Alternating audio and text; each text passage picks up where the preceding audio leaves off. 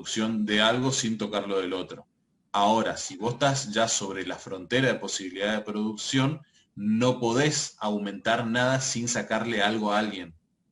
Esa es la lectura, pero para eso tienen que estar al día con frontera de posibilidad de producción. No, sí, yo lo entiendo. Parece que interpreté mal la consigna nomás, porque yo pensé Y que, pudo haber o sea, la pasado. consigna decía la eficiencia paretiana se alcanza cuando, yo pensé que se alcanzaba justamente cuando no se puede modificar el bienestar de uno sin empeorar el de otra persona. Pero bueno, me habré interpretado mal entonces, no sé. Sí, igual no te preocupes. Bueno, gracias, profe. Bien, vamos a ir con la clase de hoy entonces. A diferencia, vamos a arrancar hoy con Buenas tardes, ¿cómo crecimiento. me escucha, profesor? Hola, ¿quién habla? Olivares. Se te escucha muy mal, Hola, Olivares. buenas. ¿Cómo me escucha? Porque anduve teniendo problemas en el micrófono. ¿Se escucha Sí, mal? sí, sí, medio cortado. Gracias, disculpe.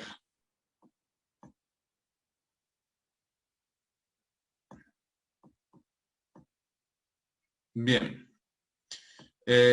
Vamos a arrancar por crecimiento, en todo caso es por crecimiento, desarrollo, y vamos a ir viendo cómo vamos las clases ahora.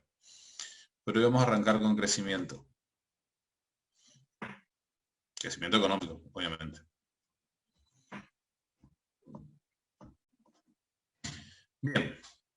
Antes de entender lo que es crecimiento económico, tenemos que entender lo que es la contabilidad nacional. La contabilidad nacional, como dice en el esquema, mide la actividad económica a lo largo de un periodo, normalmente un año, y es lo que nos va a dar los parámetros de cómo anda la economía. Acá va a haber otro término que vamos a ver más adelante, que es la balanza de pagos, que esto en realidad ya cuando veamos economía abierta, ¿sí? La balanza de pagos, que es donde se van a registrar mucho de estas entradas y salidas de la contabilidad nacional. Pero por nosotros necesitamos saber que ahora la contabilidad nacional es lo que mide la actividad económica del país. ¿Estamos hasta ahí? Acá va a entrar un punto que es vital. Ustedes tienen que saber que este curso de macro va a girar en torno a tres cuestiones fundamentales que van a estar atravesadas o tres indicadores que van a estar atravesados por todas las políticas, y son PBI, o sea, crecimiento, inflación y desempleo. De eso al final la idea al final del curso poder hacer una reflexión un poco más acabada sobre el tema. Entonces, ¿qué es el PBI? El PBI, como indica, es el Producto Bruto Interno, es la cantidad de bienes y servicios finales a valor monetario producidos para el mercado dentro de las fronteras de un país en un periodo de un año. Yo acá, fíjense cómo les pongo separado por colores cada uno de los componentes del concepto. ¿Sí? Entonces, ¿qué es el PBI? Podríamos, si hiciéramos el análisis que hacemos siempre, es un conjunto de bienes cuyas características son tener valor monetario, son producidos en el mercado, dentro del país, en el término de un año. ¿Y para qué? Para medir la actividad económica. ¿Me siguen hasta acá? Vamos a ir viendo qué Sí, profe. significa cada uno de los apartados de estos. Valor monetario. ¿Sí? Bien y servicio, primer punto, valor monetario. ¿Se acuerdan cuando hablamos, bueno, no hablamos de dinero todavía, pero ustedes saben que el dinero tiene una función de intercambio básica? ¿Por qué razón? Porque si sin dinero tendríamos que hacer trueque. Y para hacer trueque tendríamos que estar cambiando vacas con pollos o vacas con huevos. Y tendríamos que decir, bueno, ¿y cuántos pollos son una vaca o cuántos huevos son una vaca? Pero y bueno, esa es la cuestión. El común denominador es el dinero. El dinero a mí me permite expresar los bienes en términos económicos. Entonces yo no voy a decir que la cantidad de bienes que yo produje en un año fueron... ¿Y qué produjiste este año? No, mirá, yo produje 300 vacas, 20 kilos de harina, 3 autos. No, no, flaco, pará, si no. Y bueno, ¿qué querés que te diga? No, decime todo. Produciste tantos miles de pesos, tantos millones de dólares. Así. Porque entonces tenemos un denominador común para todos los productos. ¿Se acuerdan del denominador común? Importante, ¿eh? Bienes y servicios finales. Y acá viene, vamos a volver a la bolilla 1, diferencia entre bienes finales y bienes intermedios. Yo asumo que acá todos se están acordando que un bien final es el que va destinado al consumo, al consumidor. Es decir, que el trigo no entra dentro de lo que se cuenta, que la máquina que fabrica el pan no entra dentro del cálculo, que la harina con la que se hace el pan no se cuenta. ¿Por qué? A ver, algún iluminado. O alguien que haya leído el libro, por lo menos. ¿Nadie? Porque eso ya entra en la cuenta final. ¿Son materias primas? Porque es un bien intermedio que se utiliza, materia prima. Bien. Son bien intermedios, bien. ¿Pero por qué? El producto final es el único que se cuenta como bienes, dice. Sí, está bien. ¿Por qué es lo que yo le estoy preguntando? ¿Por qué se cuenta solo el final y por qué no contamos todo? Es sentido común. Porque en el bien final ya están incluidos los costos. Exactamente, Beatriz, porque en el final ya están incluidos. Si yo cuento la harina, si yo cuento el trigo, estoy contando todo más de una vez. Y al final voy a tener un producto inflado. Si acá en el pan ya está contado la harina, la máquina, la hora sueldo del panadero, todo ya está contado dentro del precio del pan. Entonces, ¿para qué voy a contar yo el trigo, la harina, la máquina, el sueldo del panadero, etcétera? Bien, gente, sus micrófonos. Bien, muy bien, Beatriz. Le damos una estrellita. Producidos para el mercado. ¿Qué quiere decir esto de producidos para el mercado? Esto por lo general no se suele agregar, pero a mí me parece un detalle importante. No se contabilizan. Por ejemplo, acá vemos en la imagen un hombre que está lavando su auto. ¿Es un servicio, sí o no? Sí. No, porque dependería que es para él. No entra en rubro, no. Él está realizando una actividad, él está realizando un servicio. Pero se lo está realizando él mismo, así que no se cuenta. Claro. Es como que yo estoy limpiando mi casa. Claro. O por ejemplo, las personas que tienen viviendas de alquiler y viven en unos alquileres, como que yo viviese yo fuese propietario de un hotel y viviese en el hotel. ¿Sí? ¿Contamos o no contamos?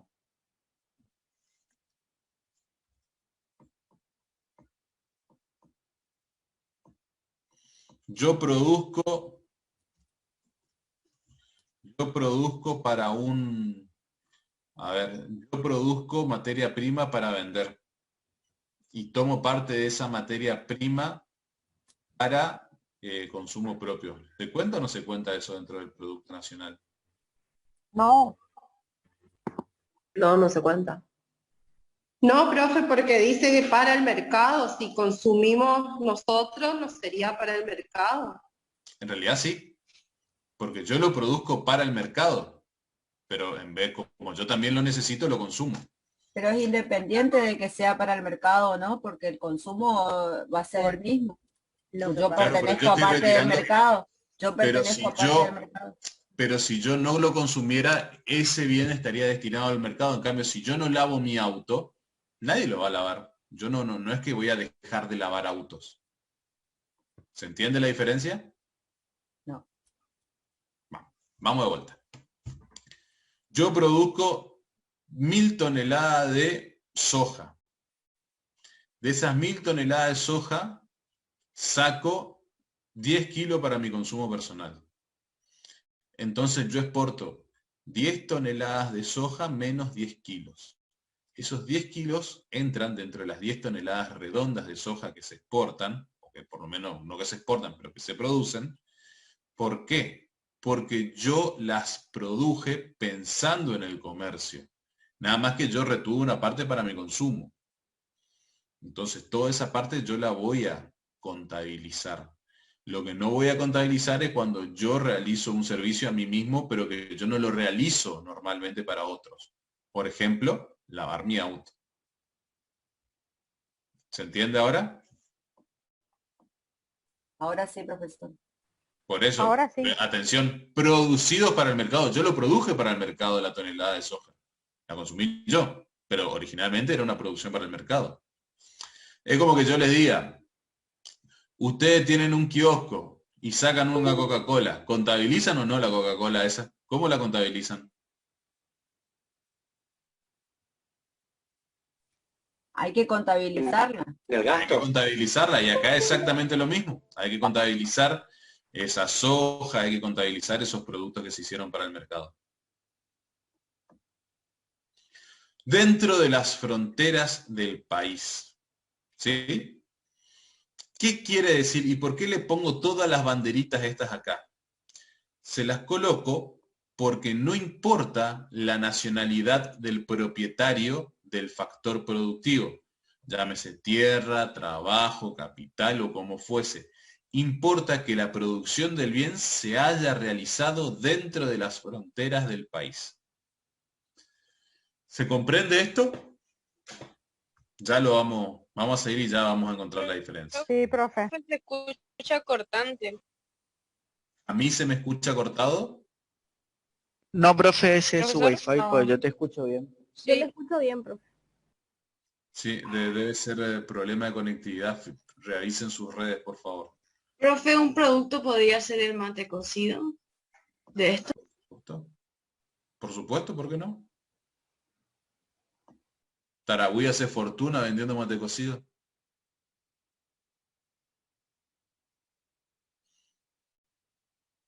Bien. Entonces, ¿por qué les digo yo ahora? Veamos. ¿Ustedes conocen la estancia Santa Rita?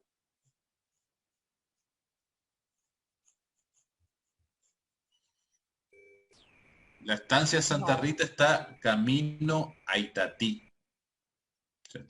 Todo ese pedazo de tierra que está a la izquierda pasando San Cosme hasta Itatí, eso es la estancia Santa Rita. Propiedad de brasileros. Lo que produce la estancia Santa Rita, ¿se cuenta dentro del PBI? Sí. Sí. Sí, muy bien. Sí, porque se produce dentro de la frontera del país sin importar la nacionalidad del propietario. Perfecto. Importante. Durante el periodo de un año. Pregunta, ¿por qué siempre es un año el periodo?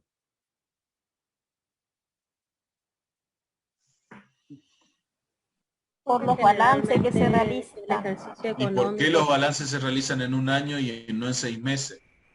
Porque está establecido así por la ley. ¿Y por qué la ley lo establece así? Porque por el tema de la venta de la producción y que a veces año fiscal termina muy bien. la plata. Beatriz parece que es la única que está atenta. Porque en un año sucede todo lo que tiene que suceder. En un año pasan las 4 estaciones. Por eso que tienen en pantalla las 4 estaciones. Se dan todos los ciclos productivos. Todo lo que tenga que pasar, pasa en el periodo de un año. Salvo el Mundial y la Copa América, todo pasa en un año. ¿Sí? Pero no vamos a cambiar el año fiscal por el Mundial y la Copa América. No sé.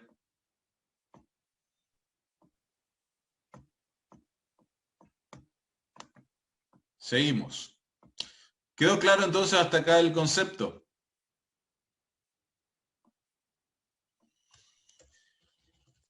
La cantidad de productos y bienes y servicios finales, expresados en términos monetarios, producidos para el mercado dentro de las fronteras del país en el periodo de un año. Eso es el Producto Bruto Interno. ¿Cómo se calcula? Hay 3 maneras de calcular el PBI. método del gasto, que es el más importante, el que seguramente le vamos a terminar preguntando en el examen, el método del valor agregado y el método del ingreso. Cuidado porque uno de estos métodos no mide el PBI tal como lo entendemos, sino que lo mide a costo de factores. ¿Sí? Ok. ¿Qué te hiciste vos, la Mati? ¿Qué no entendiste? Y los métodos de medición, justamente, profe. Y son estos tres, todavía no los vimos, así que no pudiste haber entendido lo que ya no explicamos. No, lo leí, pero no entró en mi cabecita. Es fácil, ya. Es sencillo. Hace un rato y tengan presente esto sobre todo. Esto. Estamos hablando siempre de bienes y servicios de producto final. Es decir, que yo tengo que sumar todo el pan de todas las panaderías. ¿Sí? Tengo que sumar todos los autos que vendieron todas las concesionarias. Todas las cabezas de ganado que hicieron todos los campos. Tengo que sumar todos los dientes que arreglaron los dentistas. Y así sucesivamente. Yo voy a sumar el valor de todos esos bienes y servicios y voy a saber cuántos bienes y servicios se produjeron en mi economía. ¿Y por qué yo quiero saber cuántos bienes y servicios se produjeron en una economía? Para mí, a mí, ¿para qué me sirve eso?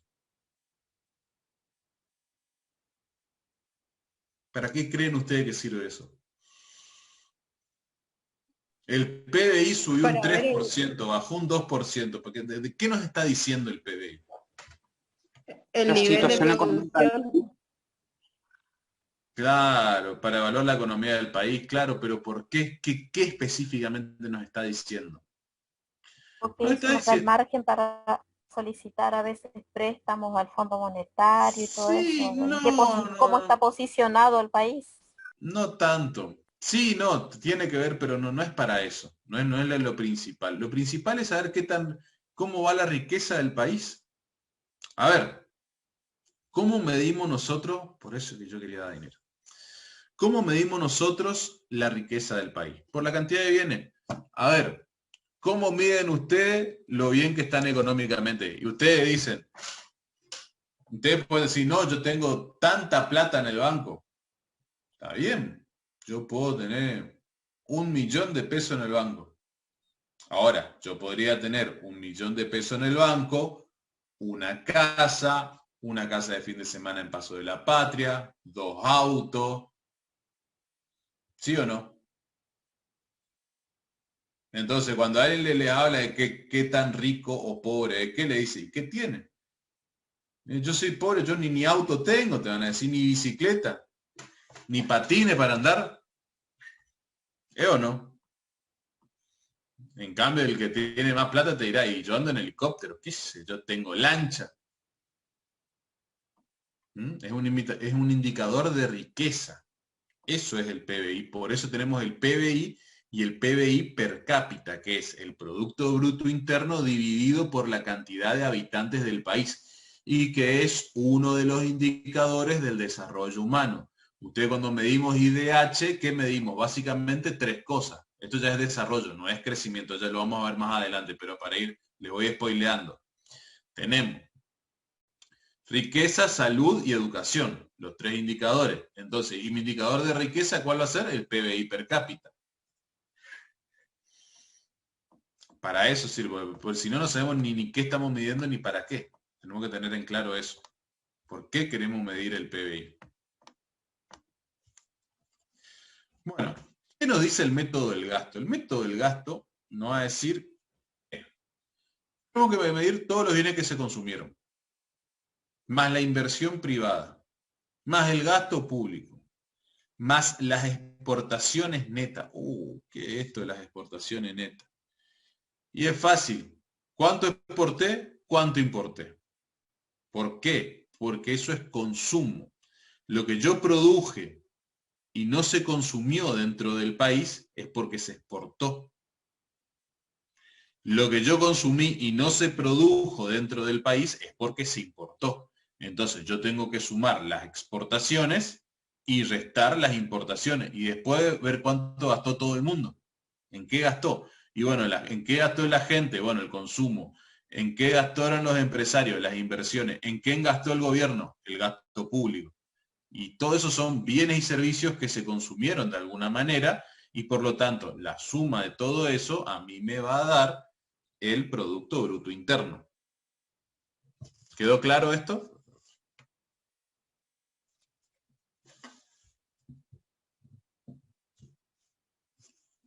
¿Sí? ¿Estamos hasta acá? ¿Entendiste, Una Mati? pregunta. ¿Por qué Sí. en el cálculo dice entre paréntesis X menos M? ¿Qué es la M? X exportaciones, M importaciones.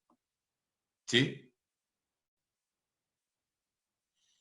Consumo, más ingreso, más gasto, más exportaciones netas, X es exportaciones, perdón, no les aclaré nunca, y las exportaciones netas son las exportaciones, X menos M, las importaciones.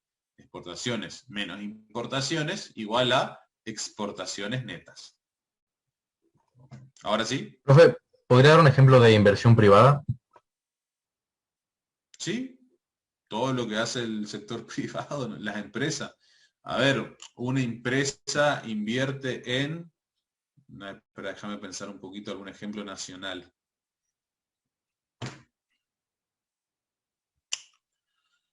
Porque tiene que ser, son igual, hace referencia a las inversiones que no forman parte. O sea, lo que vos sumes de inversión no tiene que estar sumado dentro de consumo. ¿Se entiende o no? Se refiere a todas las inversiones que están por fuera de los bienes que se venden. Por ejemplo, las publicidades. La publicidad es un claro ejemplo. ¿Por qué? La publicidad es un bien, es un servicio que se paga, que se consume, pero ¿quién paga la publicidad? La paga la empresa. ¿Se entiende ahora? Sí, gracias. ¿La exportación en neta, profesor, se saca siempre del mismo producto o es del total de lo que hace un país? Hablando siempre de Nosotros estamos servicios. hablando, yo capaz no les expliqué esto, capaz se me pasó de largo, estamos hablando de macroeconomía ahora. Nosotros estamos en macro. Cuando estamos hablando en macro, estamos hablando de las macro variables. ¿Sí? No, acá no vamos a ver un producto o un agente económico. Acá vamos a ver lo que hace la economía nacional con todo. Es decir, si hablamos de demanda, hablamos de demanda agregada, es decir, la demanda de toda la sociedad. Si hablamos de oferta, hablamos de oferta agregada, la oferta que hace toda la sociedad de bienes y servicios. Si hablamos de exportación, es la exportación de todos los bienes. Si hablamos de la importación, es la importación de todos los bienes. ¿Sí?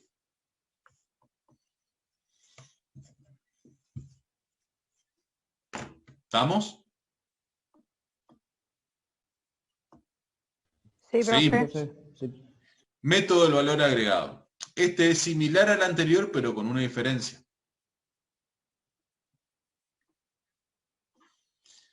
Acá lo que va a hacer es ir sumando el valor agregado. Es decir, yo tengo los costos de factores, ¿no? Y acá les ponemos un ejemplo. Digamos que yo tengo una empresa agrícola. Vamos a sacar la parte del pan. ¿Está? Entonces, ¿yo qué tengo que hacer? Y bueno, si yo sumo todos los costos, voy a tener los valores agregados. Vamos al ejemplo. Costo del factor de la tierra, supongamos 0. Precio de venta del trigo, claramente, 5. 5 menos 0, 5. ¿Cuánto es el valor del trigo? 5. La harina. ¿Cuánto es el costo del trigo? 5. ¿A cuánto venden la harina? A 15. 15 menos 5, 10. Al panadero. ¿A cuánto compra la harina? La compra a 15. ¿A cuánto vende? A 25. 25 menos 15, 10. El distribuidor, ¿a cuánto compra el pan? Lo compra a 25, lo distribuye a 36. 36 menos 25, 11. Entonces, yo sumo 5 más 10, más 10, más 11, ¿y cuánto me va a dar? 36. 36. 36. ¿A cuánto vendía el pan? 36. A 36. El resultado siempre va a ser el mismo. A 36. Este es otro método de cálculo. ¿Por qué? ¿Y por qué hay más de un método de cálculo? Imagínense que son volúmenes tan grandes que es imposible hacer la medición exacta. Entonces lo que se usa es hacer todos los mecanismos de conteo para entre los tres sacar el número final, por así decirlo. ¿Se entiende? Sirve como un mecanismo de control. Entonces normalmente yo uso el método del gasto y por los otros dos controlo y corrijo. Si yo por los otros dos métodos me están dando números muy dispares y algo se está calculando mal. Método del costo. ¿Puede llegar, profe, a medir mal? O sea, ¿puede llegar a haber una diferencia entre esa medición y las otras? Sí, por supuesto. El chiste está en qué tan grande es tu diferencia. Claro, la diferencia nomás, sí, yo me acuerdo. Algo. Siempre vas a tener un margen de error. Sí, un margen de error, sí. La pregunta es, ¿cuánto es tu margen de error? Profe, ¿puede por favor poner el graph anterior un segundito? ¿Este?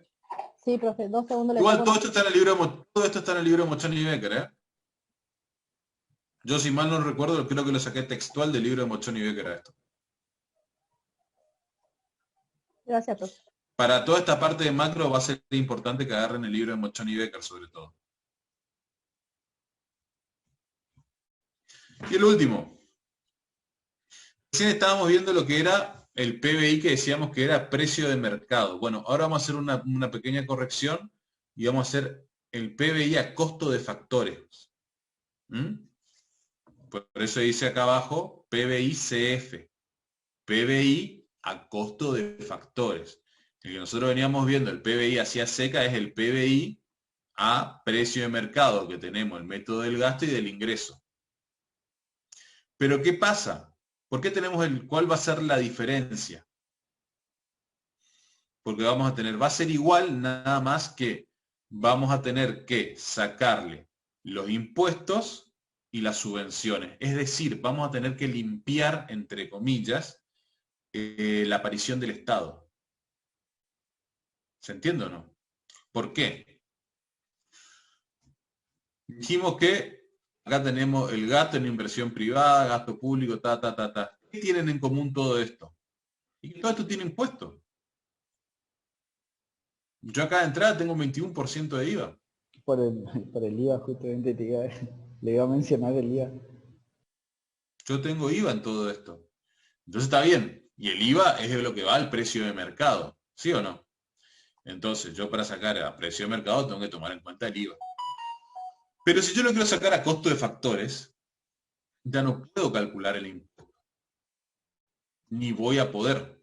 ¿Por qué? Porque cuando yo use el método del costo, no voy a sumar los bienes, voy a sumar los factores. Es decir, voy a sumar todos los salarios, voy a sumar todas las rentas, todos los intereses pagados al capital.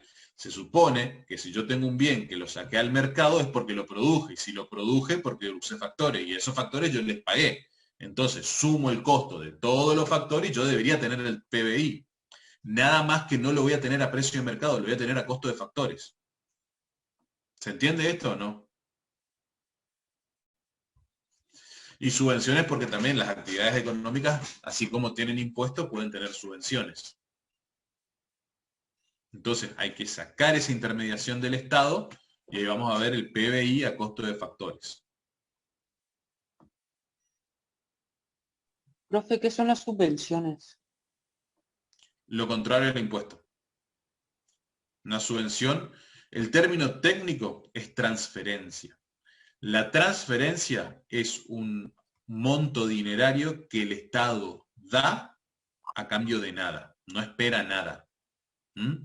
Qué sé yo, una beca es una transferencia, un plan es una transferencia, cualquier cosa, cualquier dinero que el Estado otorgue de manera, entre comillas, gratuita, es una transferencia.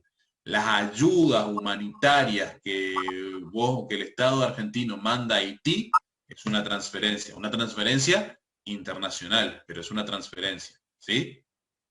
Una subvención es una transferencia. Entonces vos le decís al Estado, yo quiero plantar mijo en San Cosme. Bueno, tomá, yo te doy 2 palos verdes para que vos vayas a plantar mijo en San Cosme. ¿Y qué te tengo que ver? No me devuelva nada, agarrá nomás. Seguramente te van a pedir que lleves los tickets de las máquinas cosechadoras, etcétera, para que se vea que lo usaste para la producción, ¿no? Pero se entiende. Gracias. ¿Algo más? ¿Alguna otra cosa? Seguimos entonces. ¿Quedaron claros los 3 métodos? Esto después obviamente lo van a tener que repasar en su casa, pero acá están las explicaciones del caso para cuando lo lean no se dan bola como Mati. El método del gasto, como su nombre lo indica, suma los gastos totales, más las exportaciones menos las importaciones. El método del valor agregado, va sumando los valores agregados de la cadena de producción. Y el método del costo suma los factores productivos. Así de sencillo.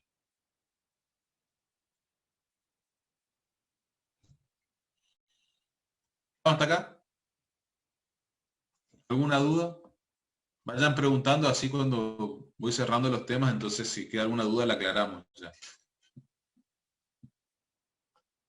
Bien. Seguimos entonces. PBI real y PBI nominal. Nuevamente aparece este concepto que ya les había adelantado que iba a aparecer muchas veces, que aquí hace referencia real, como decía el filósofo, lo que es y lo que no es, no es. Y nominal es lo que decimos que es. Nominal viene de nombre. Entonces, yo puedo decir que el PBI en Argentina es de, por poner un número pequeño pero redondo, 10.000 millones de pesos. ¿Sí? Y bueno, 10.000 millones de pesos. ¿Y el año pasado de cuánto era? De 8.000. Ah, mirá qué interesante, creció un 20% de la economía del país. ¿Será? Pero decime, mi hermano, ¿vos cómo calculaste esos pesos? Fácil. Canté la cantidad de productos por la cantidad de, por el precio y así me dio. Ah. Y decime, ¿cuánto pagaba el kilo de asado el año pasado? Ah, 500. ¿Y este año? A 800. Pará. Entonces vos me estás diciendo que la carne del asado subió un 60% y vos no estás calculando eso. Entonces vos vendiste la misma cantidad de carne de asado, solamente que lo que se cambió es el precio, no la cantidad de carne que se vendió. No hubo más carne de asado. Lo que hubo es un cambio en el precio. Nominalmente aumentó. Antes era de 8.000 millones y ahora es de 10.000 millones. Pero yo tengo que indexar eso por inflación. Esto tiene un proceso que no viene a caso ni a cuento que lo veamos ahora en clase, pero sí ustedes tienen que saber que existen estos dos conceptos, que es PBI real y PBI nominal. PBI nominal es, en términos numéricos, cuánto aumentó, y PBI real quiere decir cuánto realmente aumentó, y para eso vamos a usar de deflactor.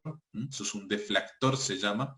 Es un numerito por el cual se multiplica, que va ligado a la inflación, que tiene un proceso muy largo, que yo apenas entiendo, así que no les voy a quebrar la cabeza con eso.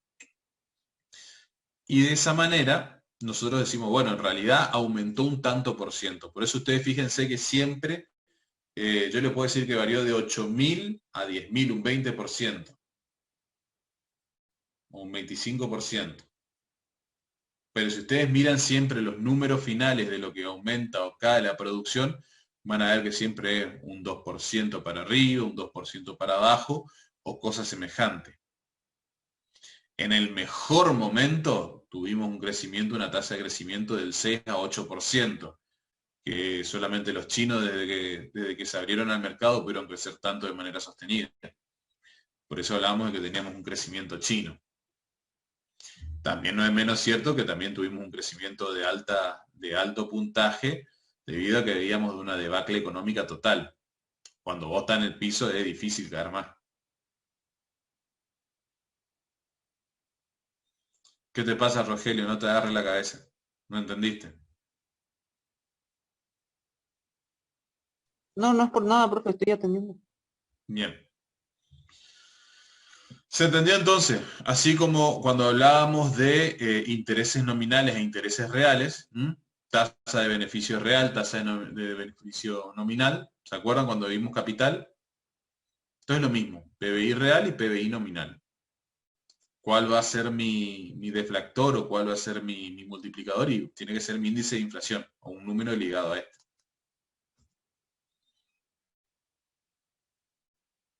Bien. ¿Vamos bien hasta acá?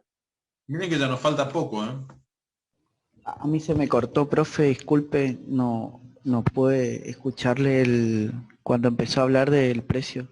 Esto es PBI nominal y real, Mati. Yo creo que vos lo entendés fácil. Esto es sencillo. Nominalmente yo te puedo decir que crecí 1.000 millones de pesos, pero si yo tengo inflación, yo estoy multiplicando por el precio, no por la cantidad de bienes.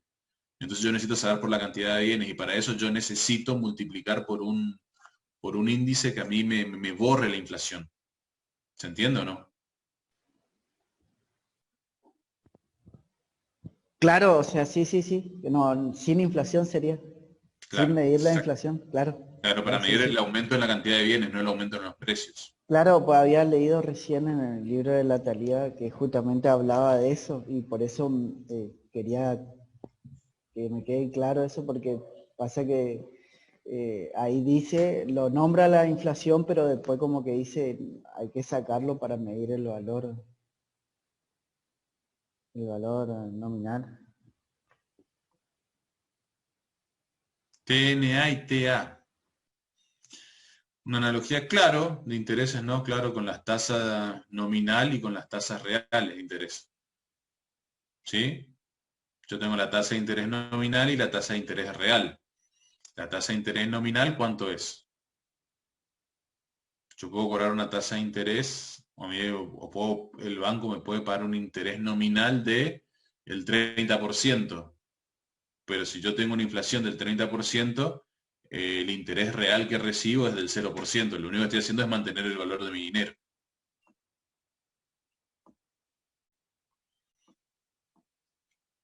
Eso pasa con los sueldos, ¿no? O sea. También, con todo.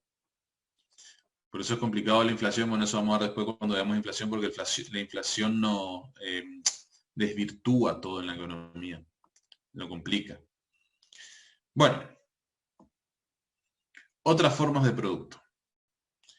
Ahora que ya entendemos lo que es el PBI, cómo se calcula, vamos a ver otros tipos de productos, que es importante saberlos y conocerlos, para saber cómo afecten y para saber, sobre todo cuando leemos una noticia, entender de qué están hablando, porque ahí te dicen, el producto bruto creció tanto, la tasa de ocupación esto, que las exportaciones tanto, que las importaciones tanto, que el producto neto, y ya en un momento nos perdemos. Entonces hay que saber, porque si no nos hablan en chino, parece.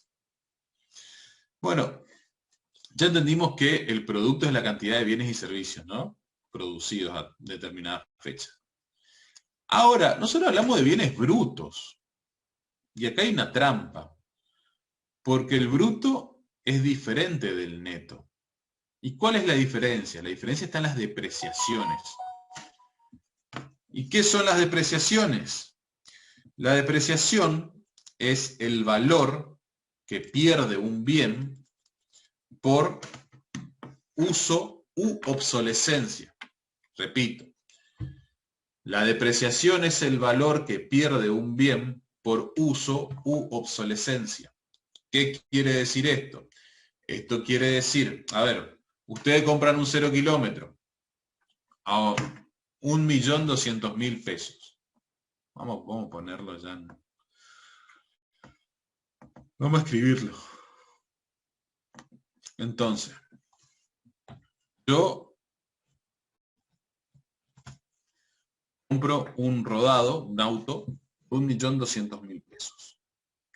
¿Qué pasa cuando yo lo saco de la concesionaria? Pierde valor automáticamente. Dejó de valor. ¿Por qué? Porque se cree, o se dice, o se establece, que el periodo de la vida útil de un auto es de 5 años. Lo que quiere decir que a los 5 años este vehículo va a tener un valor residual. Va a valer lo menos que puede llegar a valer. Entonces vamos a decir que el valor residual de este auto es de 200.000 pesos. ¿Sí? Entonces, 1.000.000 va a ser el valor depreciable.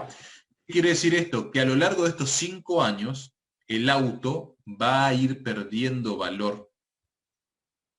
A través de los años va a ir perdiendo hasta llegar a cero, este millón. Entonces yo cuando lo saco, ¿qué quiere decir? Si es 1.000.000 sobre 5 años, quiere decir que yo voy a perder 200.000 al año. ¿Sí o no? Entonces, el primer año,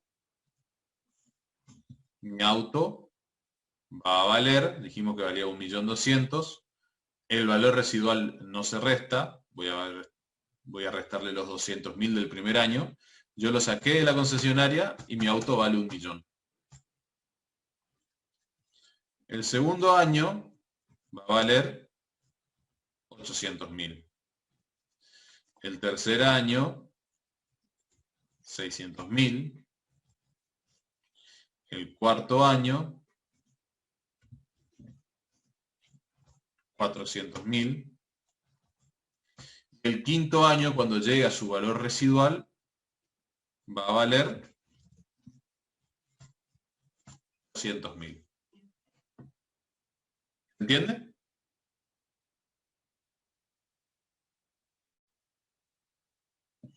Y después que pase esos 5 años no vale más nada.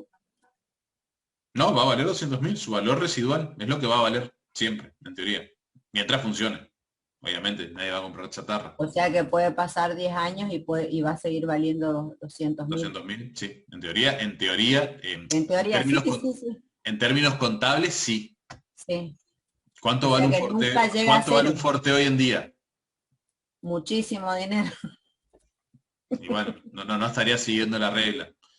Pero esto claro, es pero mi pregunta era que si el valor residual se queda, después de los 5 años se queda en ese valor por más que esté en muy buenas condiciones. Después de los 5 años... es que tiene que estar en muy buenas condiciones para valer eso. Si no vale menos. No. Perfecto, gracias. Bien. Estamos entonces. Eso es depreciación. Cuando los bienes pierden su valor por su uso, por el transcurso del tiempo, o puede ser que el bien esté nuevo, pero sea obsoleto. ¿Sí? Esto pasa normalmente con las tecnologías. A ver, yo puedo fabricar VHS. ¿Quién compra un VHS?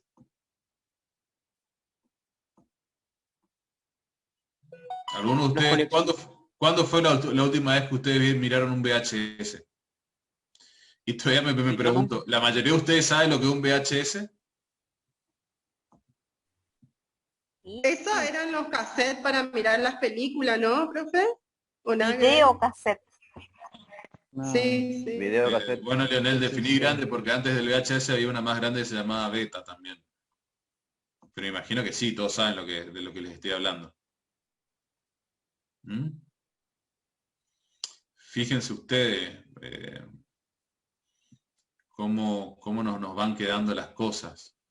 Ustedes llaman por el teléfono y el simbolito para llamar por teléfono es del tubo de un teléfono de cuerda viejo, pero en realidad ya los teléfonos ya no son más así. Ustedes le dicen a una criatura, a ver, habla por teléfono, le dicen a la criatura, y le dan un teléfono, y ustedes esperan que haga esto, y no, la criatura hace esto. Ya cambió, ya no se usa así. Pero bueno, el VHS es algo que ya quedó obsoleto junto con los CDs, junto con los CDs en teoría se ocupan todavía, pero prácticamente no. Los CDs ya no se ocupan, los cassettes. ¿Qué queda para los discos entonces? Los discos de vinilo, utilidad práctica no tienen más que, bueno, se coleccionan mucho todavía, inclusive se siguen fabricando porque tienen una especie de valor de colección. Re caros, son los discos de vinilo son re caros hoy en día. Y depende de cuál, sí. Si yo te quiero vender el álbum blanco de los Beatles, seguro que va a valer mucha plata. Si yo te quiero vender los éxitos de Carlito Balay, no sé cuánto valdrá.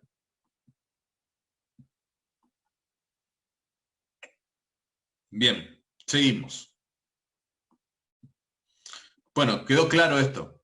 Entonces, si yo, el producto bruto es, o sea, está sin depreciar.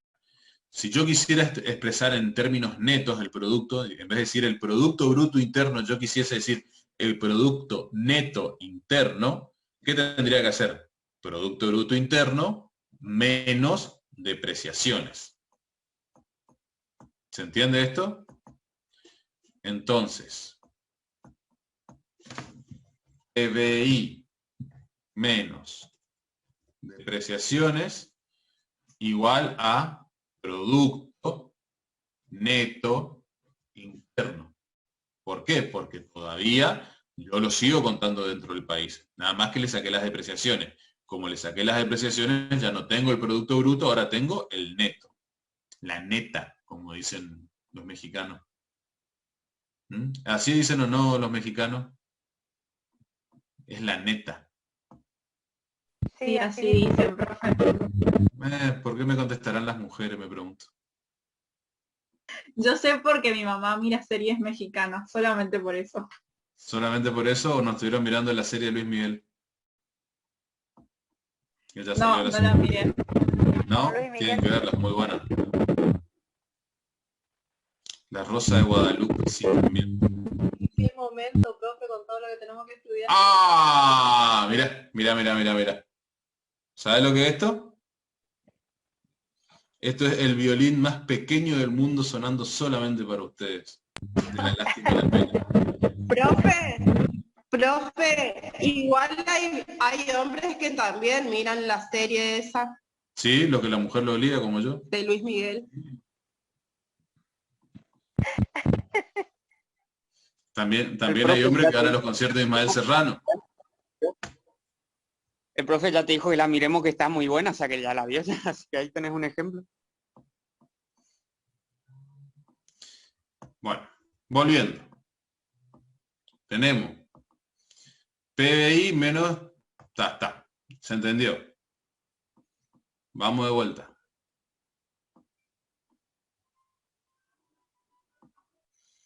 A ver, ¿dónde está? No encuentro.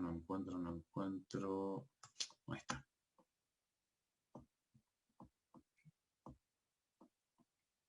Espera que se me salió la pantalla. Ahí va.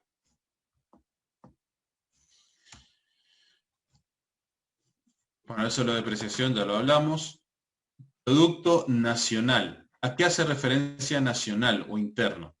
Yo hace un rato les dije que nosotros lo que mirábamos era que se haya producido dentro del país. ¿Qué pasa si yo no quiero saber lo que se produjo dentro del país, sino lo que produjeron los argentinos puntualmente? ¿Mm? Ahí sí miraría quién lo hizo. Presten atención.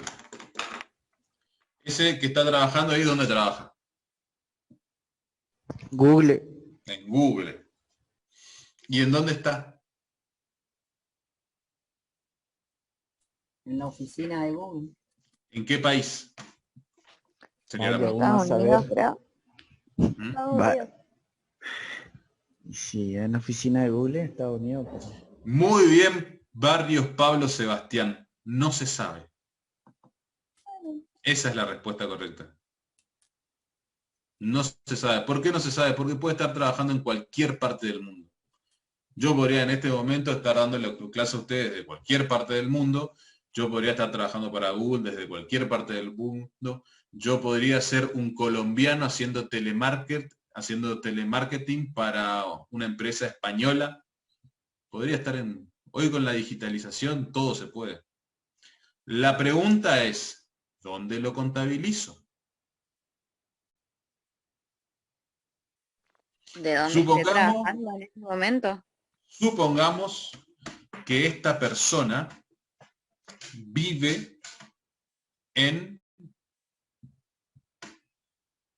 Brasil.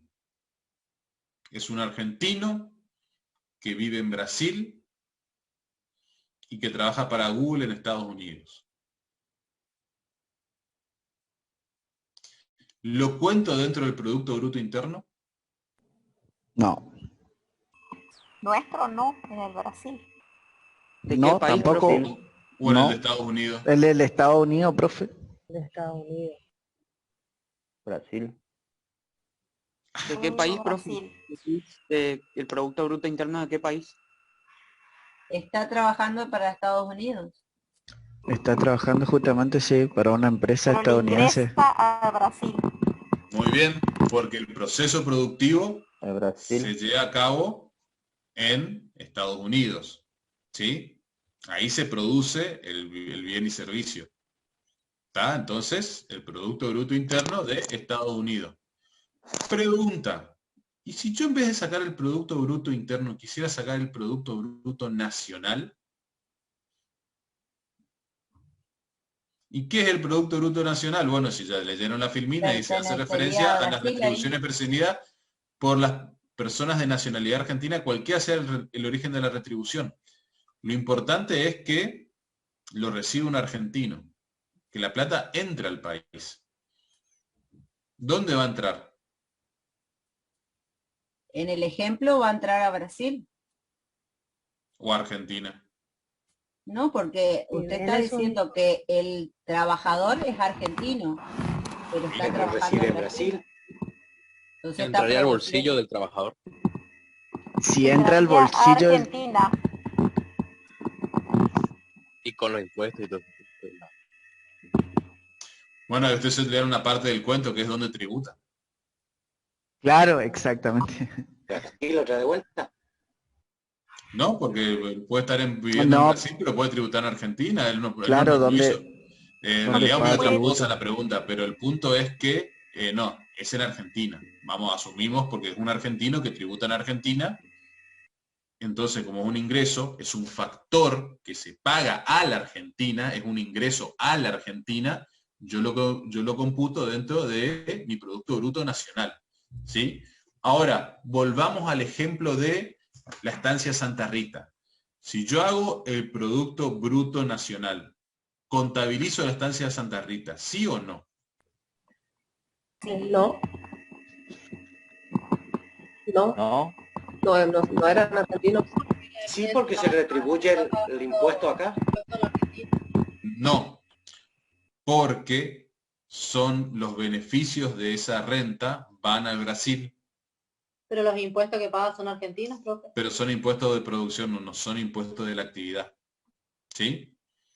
Presten atención, yo les dije lo de la tributación porque era para saber dónde ubicábamos el factor productivo nada más. No se pierdan.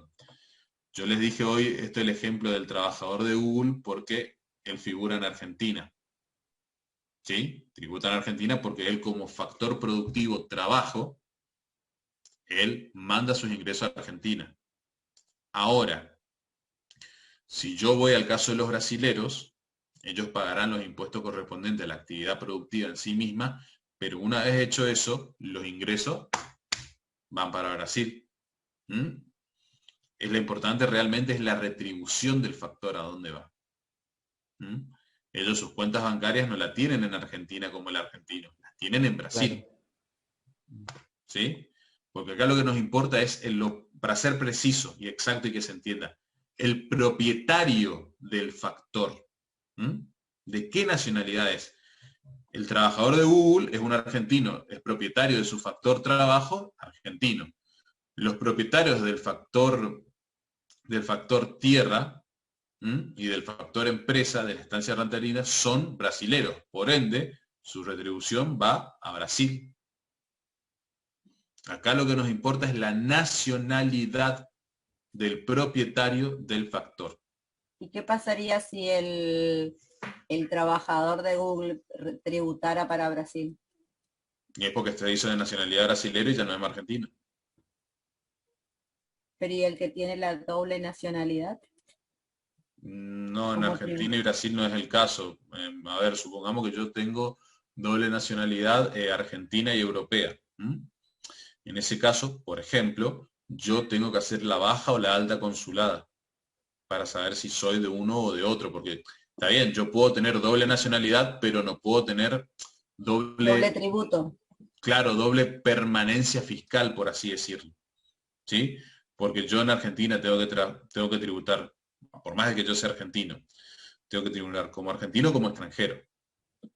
Yo para eso tengo que fijar mi domicilio y en realidad mi alta o mi baja consular.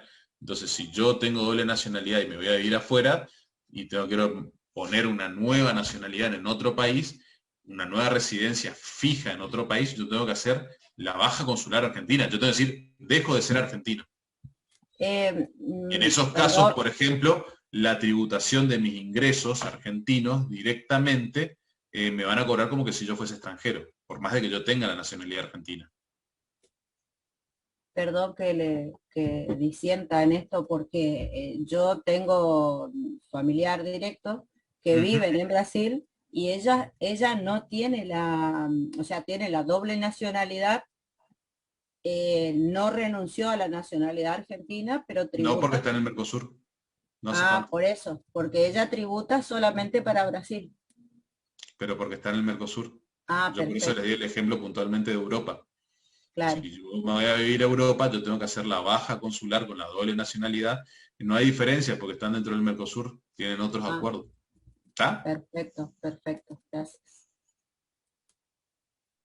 Bien. Y en el caso de que, por ejemplo, Estados Unidos, uno tenga propiedades y todas esas cosas, también tributa, uno tributa en claro, otro tributa país. Como extranjero en Estados Unidos. Yo tributo. Claro, yo tributo. El bien tributa donde se encuentran. Los inmuebles tributan donde se encuentran, ¿sí? Claro. Si yo soy haitiano y tengo propiedades en el Congo belga, voy a tributar en el Congo belga por esos bienes que yo tengo. Pero como extranjero. Pero como extranjero. Por eso yo le decía, si yo doy la baja consular, además la baja, yo puedo vivir, yo como nacional, también puedo vivir en el extranjero, nadie me va a decir nada. El problema es donde yo voto, donde yo voto, donde yo tributo, donde yo pongo, donde yo fijo mi permanencia consular. ¿Sí? En ese caso, yo doy de baja o de alta una, pero no puedo tener dos al mismo tiempo. Yo no puedo, entre comillas, vivir de manera legal en dos lugares al mismo tiempo. O yo fijo mi domicilio fiscal permanente o en Brasil, en Argentina, en España, en Italia, donde sea, pero en uno solo. Yo no me puedo partir al medio. Claro. En ese caso, yo, por ejemplo, en el caso, si yo doy la baja consular de Argentina, por ejemplo, si yo tengo sueldo en Argentina, me entra el 30% sin ningún tipo de contemplación. Claro. Sí, ¿Entiendo o no? Sí, sí. Me van a cobrar el todo. Ahí no hay mínimo no imponible, allá porque yo ya no tributo más como argentino. Claro. Que tenga la doble nacionalidad, viceversa. ¿Está? Sí, gracias, profesor. Bien. Ahora, ¿qué quiere decir esto que ustedes tienen acá? Producto Bruto Interno, más menos REX. ¿Qué es REX? REX quiere decir retribuciones a los factores en el extranjero. Bueno, acuérdense que estamos hablando de factores, entonces cuando los brasileros se llevan su factor empresa y su factor tierra, de los que son propietarios aquí en Argentina, se llevan eso de dinero para allá, estamos retribuyendo al extranjero. Cuando el trabajador de Google ingresa su dinero desde Estados Unidos, estamos teniendo un ingreso desde el extranjero, ¿sí? Entonces, más, menos las retribuciones al extranjero. La diferencia de eso me va a dar el Producto Bruto Nacional. Pasé de interno a nacional. ¿Se entiende cómo se hace esta operación? Vamos a ver un poquito el chat. Están preguntando qué significa REX. Bueno, quedó explicado entonces. Bien. Finalmente yo podría sacar el Producto Neto Nacional, que lo haría Producto Bruto Interno menos depreciaciones, más menos REX. ¿Qué es eso último?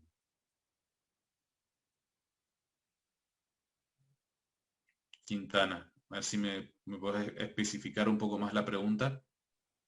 Ah, sí, profesor, me refería a las retribuciones. Eso, a las retribuciones a los factores. No te olvides que hablamos de factores. En el caso de los brasileros con los campos en Itatí, estábamos hablando de, a ver, ¿cuáles son los factores productivos? Tierra, trabajo, capital, capacidad empresaria, tecnología. ¿Está? La tierra, que tiene una retribución de renta, y el factor empresario, que tiene una retribución de beneficios, que la perciben ¿quién? Los propietarios del factor. En este caso, de la estancia Santa Rita, los propietarios de estos factores son brasileros.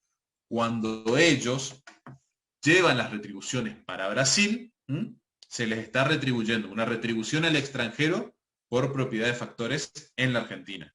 ¿Sí? Entonces, menos REX. Cuando este hombre acá que es de San Cosme, Corrientes, Argentina, toma su computadora, va hasta la Plaza del Pueblo con su Wi-Fi, toma su computadora y empieza a programar para Google.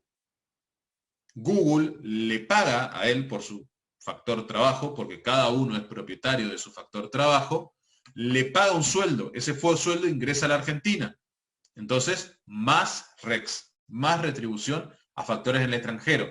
En este caso, la retribución la hace el extranjero a otro extranjero en su caso, que sería acá. No lo compliqué mucho, ¿no? ¿Se entendió, Quintana? Sí, muchas gracias. Profe, disculpe, ¿y lo de depreciación es siempre? Depreciación. ¿Cómo? ¿Eso es siempre? Cuando dice PBI menos depreciación es siempre, o sea, siempre hay depreciación. La depreciación siempre está. La pregunta es si yo la calculo o no. En el PBI no se calcula. Esto es lo que les dije hoy. PBI menos depreciaciones, si yo tomo en cuenta las depreciaciones, ya no tengo más el bruto, tengo el neto. Entonces, si yo tomo el PBI, le saco las depreciaciones y le saco el REX, voy a tener el producto neto nacional.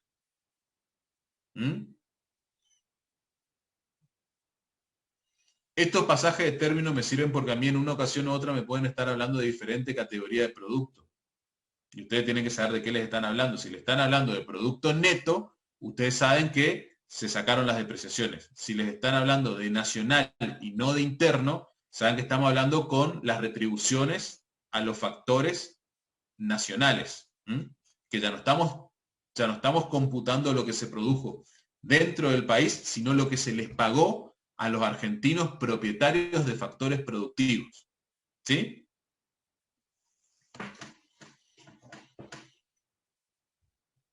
¿Se entendió, Fabiola? Sí, profe, ahí entendí. Vale. No, profe. ¿Qué no, profe? Carla Sogari. ¿No se entendió?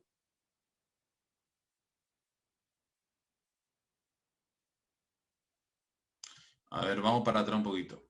Iván, es como un beneficio, es la retribución a un factor, así que sí. Vuelvo al ejemplo. Cuando los propietarios de la estancia Santa Rita, acá en Corrientes, que son brasileros, se llevan los excedentes de todo su proceso productivo, se llevan sus beneficios para Brasil, tenemos una max REX. O sea, menos REX para nosotros, o sea, porque le pagamos a ellos. Cuando el correntino que trabaja para Google le pagan el sueldo, que ese sueldo viene de Estados Unidos, más REX. El proceso productivo no está en Argentina, está en Estados Unidos. Google opera en Estados Unidos. Pero gracias a la virtualidad yo puedo trabajar desde... Vamos a hacerlo más simple. ¿Dónde están dando clase ustedes? Resistencia. En nuestra casa. Eso es donde están ustedes. ¿Dónde están dando la clase? ¿Dónde está la clase? La clase es de la Universidad Nacional del Nordeste. ¿Sí? Sí. Ustedes pueden estar en Resistencia, puede estar en Corrientes, Salta, San Come, Brasil, España, cualquier lado pueden estar ustedes. ¿Sí o no? Pero la clase, ¿dónde es? En la Universidad Nacional del Nordeste, en Corrientes, Facultad de Derecho. Entonces, cuando ustedes reciben su diplomatura, cuando ustedes reciben ¿su título de dónde es? ¿Su título es de Brasil? No, de Ustedes pueden ir a ejercer a Brasil con su título de la UNE, pero ustedes me dirán, pero profe, yo cursé toda la carrera en Brasil, si desde ahí di las clases. Ah, bueno, pero no, el proceso productivo estaba en Argentina. ¿Se entiende ahora? Entonces, profe, le quiero hacer una consulta porque puse yo en mi apunte como aclaración que más REX sería el producto que entra al país o el proceso productivo del país que está en el país.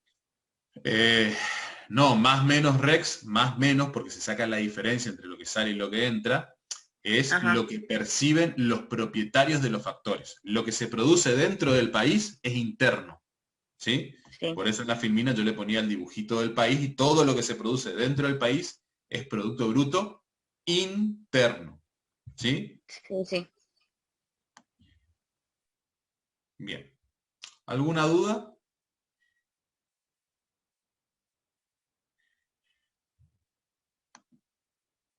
Bueno. Siendo las 4:15, hemos finalizado por lo menos el tema de hoy. Ya calculo que el miércoles seguiremos con desarrollo o dinero, con uno de los dos.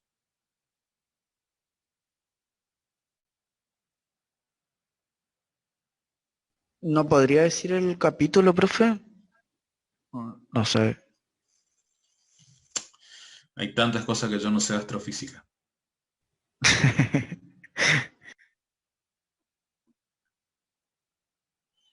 ¿Alguna otra pregunta? Busquen ahí en la guía, no sean perezosos, busquen ahí en el índice. Calculo que sí. ¿Economía es? ¿Perdón? ¿Crecimiento de la economía? Crecimiento, sí. Este tema es crecimiento. O sea que esta es la unidad 9. Iríamos a... Desarrollo de la 13. Claro, a ver, Claro. vamos. Iríamos la próxima semana a la 10 entonces. A ver, vamos al programa, ¿sí? Si pueden, abran sus programas, vamos a mirar juntos. Nosotros finalizamos la unidad 7 con el parcial, ¿no? Producción y organización. Ahí la unidad 8 es objetivos y funciones del Estado. Eso yo les digo que no recuerdo, ¿eso lo llegamos a ver o no la clase pasada? Me parece que justo eso no llegamos. Estamos a punto de dar tipo lo que teníamos que dar, pero no llegamos. Bueno, No, profe. Este punto, el de objetivos, el punto 1 de la unidad 8, está súper claro en el libro del licenciado, así que léanlo de ahí. ¿Sí? Objetivos de las funciones del Estado en la economía y objetivos de la política económica, ¿sí? Es más, yo le diría lean todo, porque yo no llegué a explicarle las políticas, igual después me voy a tomar alguna clase en algún momento para explicárselo. Pero todo esto, la unidad 8, la leen del libro de Ataliba. Salvo el punto 4, obviamente. El punto 4, gobierno y federalismo fiscal, ley antimonopolio. Yo voy a tratar de hacerle una clase aparte de esto, porque es un tema muy complejo y es un tema complementario. Pero objetivos del Estado, objetivos de la política, instrumentos de la política lo leen del libro. Lo repito una vez más, lo leen del libro. No lo dejen por alto porque es sumamente importante y es tema de examen. No lo pasen por alto, léanlo.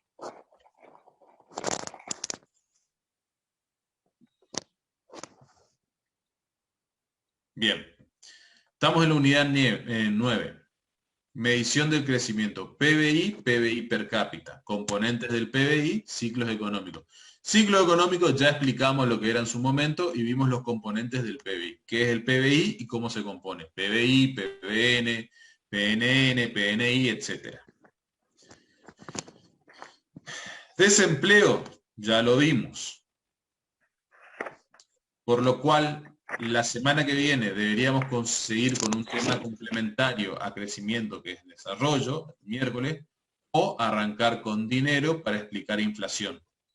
O sea, podemos seguir con lo que falta de la unidad 9 o con la unidad 10. Yo creo que vamos a continuar con la 10. ¿Sí? ¿Estamos?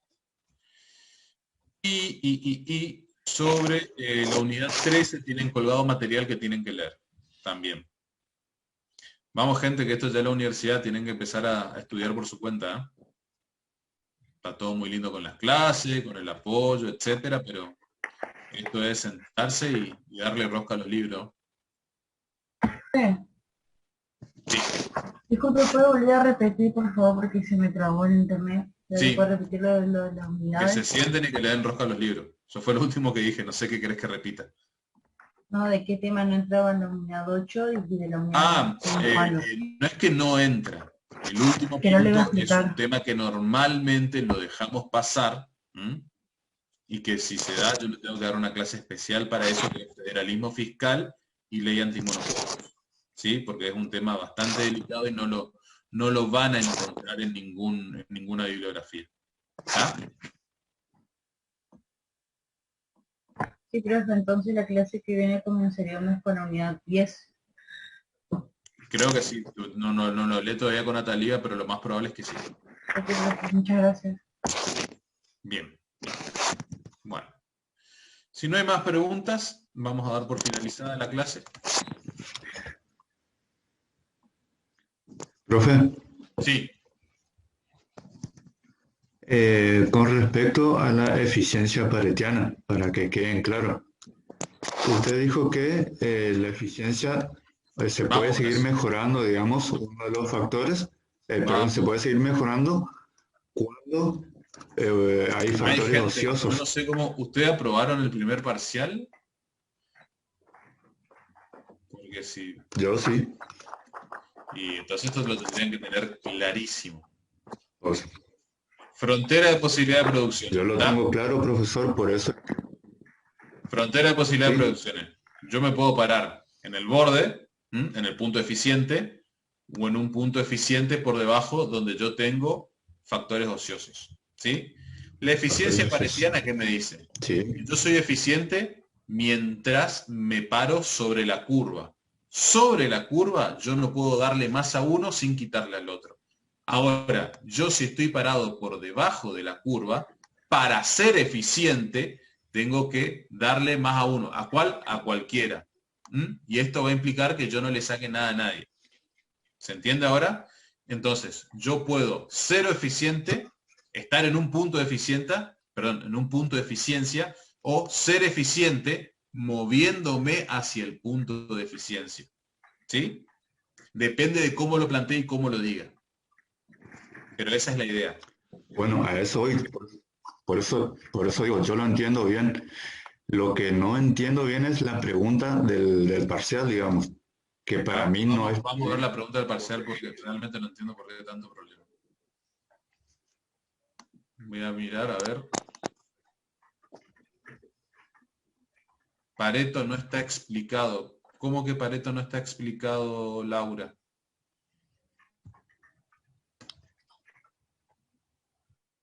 No, bueno, pero lo dimos en clase.